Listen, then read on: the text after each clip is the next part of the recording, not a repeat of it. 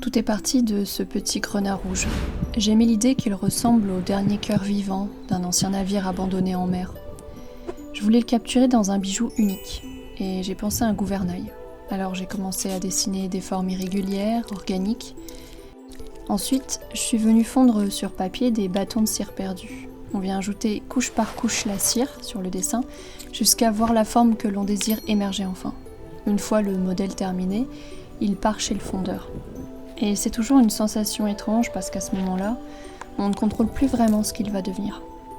Quelques jours plus tard, la pièce revient transformée en argent brut. Il faut alors reprendre entièrement le bijou, retirer les traces de fonte, retravailler les reliefs, poncer, polir, et venir sertir la pierre au centre. C'est une étape assez longue, presque méditative. Petit à petit, le bijou émerge et devient réel.